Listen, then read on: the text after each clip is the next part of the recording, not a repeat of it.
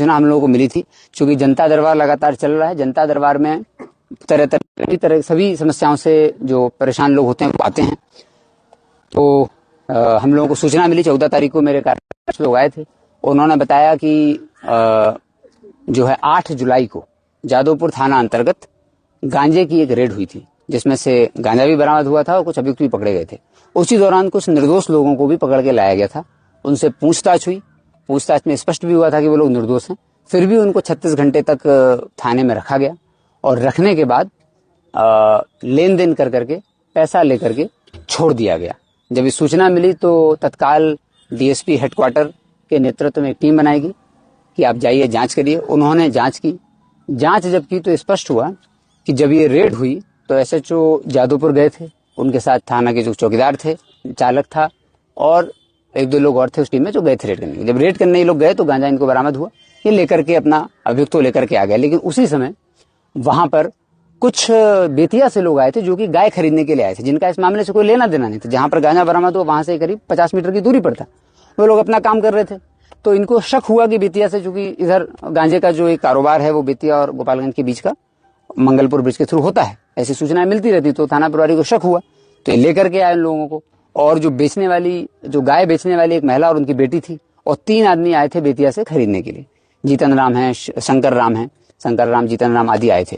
तो ये लोग, तो इस सब 5 लोगों को लेकर के थाना की पूरी टीम थाना पर आ गई। थाना पर लाने के बाद उनसे पूछताछ के क्रम में तो स्पष्ट हो गया कि ये लोग तो गाय खरीदने बेचने का कार्यक्रम कर रहे थे, इसमें तो कोई गांजा जैसी बात भी नहीं है। लेकिन इनके द्वारा, थानाध्यक्ष के द्वारा करीब 36 घंटे तक उनको उसमें रखा गया।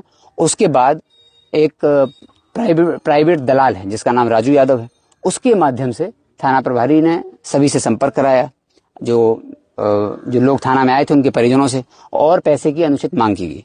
पैसे की मांग होने के बाद सब लोगों ने अलग अलग तरीके से पैसे की व्यवस्था की। राजू यादव तक वो पैसे पहुंचाए गए और थाना के सामने कुछ दुकान वगैरह भी हैं, उनके पास वो पैसे पहुंचाए गए। जब वो पैसे पहुंचे, थाने में कोई स्टेशन डायरी की एंट्री भी नहीं हुई इसकी, और पीआर बॉन्ड पर इनको 36 घंटे बाद छोड़ा गया पेमेंट के बाद। इसमें दुख की बात यह है कि जो एक जीतन राम नाम के व्यक्ति हैं, उन्होंने मार्केट से उठा करके पैसा दिया था। उन्होंने अपने छूटने के लिए मार्केट से 10% इंटरेस्ट पे उठा पेमेंट किया। तो जब उनके थ्रू ही हम लोगों को यहाँ वहां से सूचना प्राप्त हुई, हालांकि कॉन्फिडेंशियल इन्फॉर्मेशन थी, जब आई तो जांच हुई। जांच के क्रम में पूरा स्पष्ट हुआ तो ये पूरी तरह मामला पाया गया कि 5 लोगों को अवैध तरीके से हिरासत में रखा, 36 घंटे तक उनसे पैसे लिए। पैसे लेने के बाद उनको छोड़ा गया। चूंकि अगर ये गांजे के व्यापार में नहीं थे तो तत्काल क्लियर हो ही गया था, उनको छोड़ा जा सकता था। लेकिन 36 घंटे तक रखा गया और पैसे के लेन देन की पुष्टि जब हो गई उसके बाद ही इन लोगों को छोड़ा गया। तो जब पुष्टि हो गई तो उसके बाद छोड़ा इन लोगों ने और पीआर बॉन्ड पर छोड़ दिया। तो इसमें सारे साक्ष्य मिले हैं। स्टेशन डायरी थाना में कोई एंट्री नहीं है, ऑफिशियल रिकॉर्ड में कहीं एंट्री नहीं है कि इनको पकड़ के लाए गए। छोड़ने का पीआर बॉन्ड का इन्होंने एंट्री है, चूंकि इन्होंने 4 लोगों को छोड़ा है।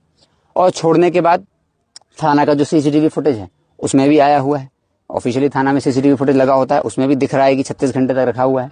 8 जुलाई से 9 जुलाई के बीच ये पूरा घटनाक्रम हुआ। तो जब मेरे सूचना हम लोगों तक आई तो डीएसपी हेडक्वार्टर के नेतृत्व में टीम बनाई। उस टीम ने जब पूरी छानबीन की तो स्पष्ट हुआ कि ये तो आपराधिक कृत्य है। इसलिए थानाध्यक्ष जादवपुर, एक चौकीदार, उनके साथ एक ड्राइवर, थाना का ही ड्राइवर, और एक प्राइवेट दलाल जिसका नाम राजू यादव है, इन 4 लोगों को तत्काल हिरासत में दिया गया। उनसे पूछताछ की गई। पूछताछ के क्रम में इन लोगों ने स्वीकार भी किया कि ऐसे हुआ था। और जब ये घटना हुई तो 8 से 9 के बीच में जब ये छोड़ना था तो थाना प्रभारी उस दलाल से लगातार फोन से संपर्क में थे। ये भी टेक्निकल साक्ष्य आए हैं कि लगातार फोन पे बात कर रहे थे, जिससे पुष्टि हो रही है कि जब दलाल के पास पैसे पहुंच गए तो इनके पास फोन आ गया। उसके बाद इन्होंने इसको छोड़ दिया। और भी महत्वपूर्ण साक्ष्य इसमें मिले हुए हैं। तो इन सभी 4 जो अभियुक्त हैं इस केस में, इनको गिरफ्तार कर लिया गया है और भ्रष्टाचार अधिनियम के तहत कार्रवाई की गई है। भ्रष्टाचार अधिनियम में एफआईआर दर्ज करके हमारे एसडीपीओ सदर 2 हैं सदवलिया, उनके वो अनुसंधान करता है और उनको 4 लोगों को न्यायिक हिरासत में भेज दिया गया है।